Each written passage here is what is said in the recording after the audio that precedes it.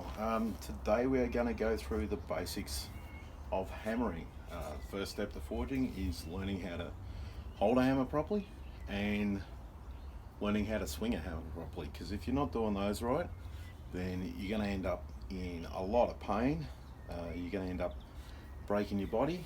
You might be able to cope with it short time, but in the long term it is going to mess you up. So first off, holding the hammer. You want to hold it at the back of the hammer. You want to hold it with your first finger and your thumb, and the rest of it's just sort of there holding it in place. It wants to sit across your hand like that at about a 45 degree, and there we go. So you can hammer without those other fingers. They're just there to keep it snug.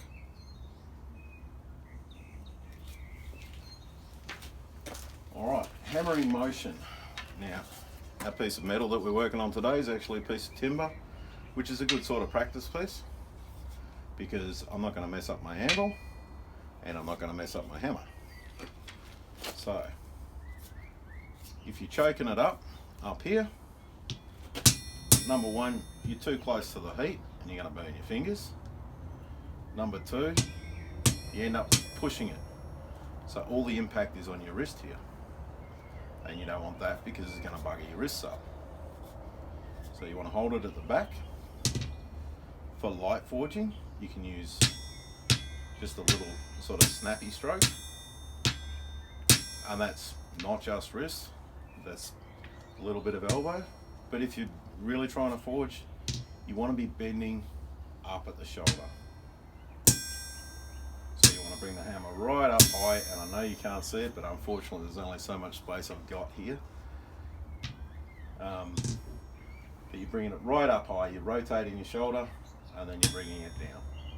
You want to keep your arm in line with your body. You don't want to chicken wing it out, so you don't want to have it out here and do this with your hammer motion, because you're putting all the tension up at your elbow, which is absolutely no good for your elbow. So, in snug tight, up and down like so.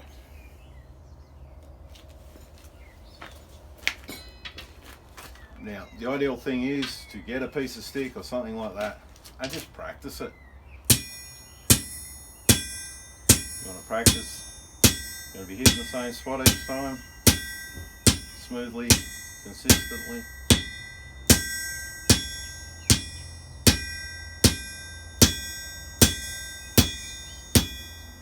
And you just develop a muscle memory. You do not want to put your thumb on top of the hammer, because when it rebounds up, it's not going to do it with a piece of wood.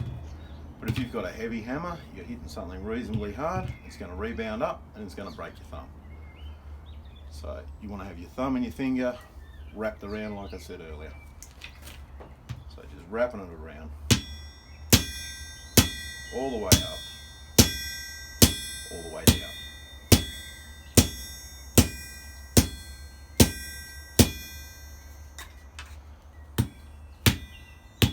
Now a piece of wood gets broken as we go along, snap it off and go again.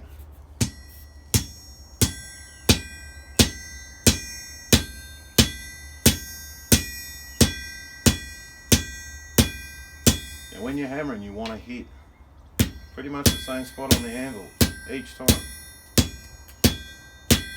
to move your work around, to move where your hammer's affecting, move your piece.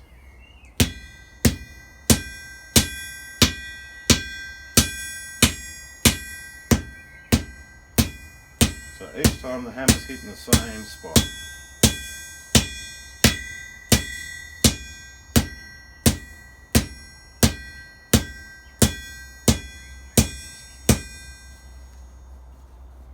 It's nice and consistent.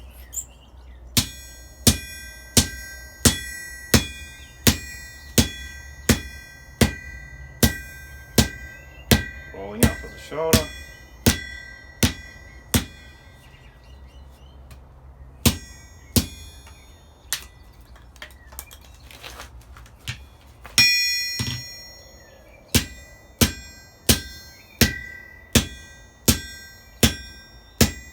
You don't want your elbow doing all the work. So if you're down here like this, your elbow's doing all the work, all the impact's hitting your elbow. You want to get it right up at the shoulder and use the weight of the hammer.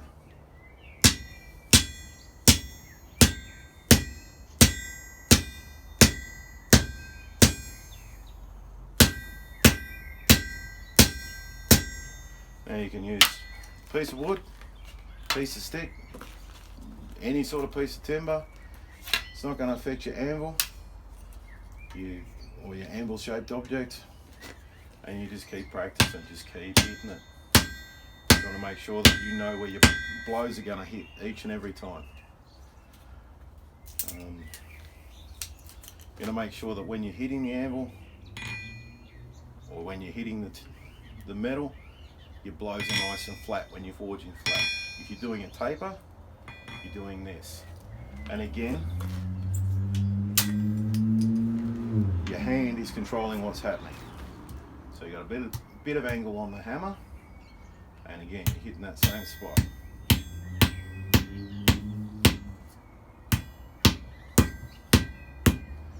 But this hand here lifts up, and that way I don't have to bend over ridiculously to get my taper on. It's only part of the way.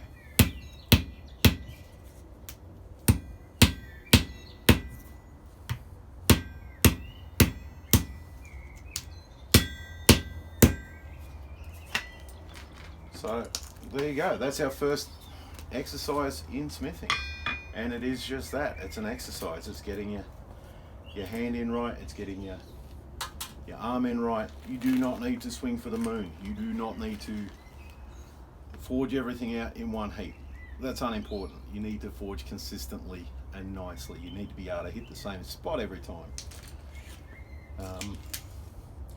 You want to be clean when you're forging, so you want to be able to know that you're going to hit the right spot. So some time with a piece of wood, and once you've been swinging at that wood for a while, you'll feel if you're doing it wrong. If you're down here like this, using your wrist is going to be sore. If you're hitting hard with your elbow, you're going to get a sore elbow.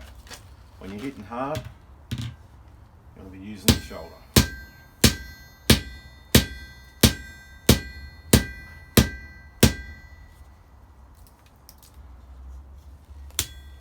Alright, thank you very much everyone for watching. As I said, this is the first of our series of blacksmithing videos. Come along the journey with me. I will be moving on towards things like tapers, tapers in flat stock,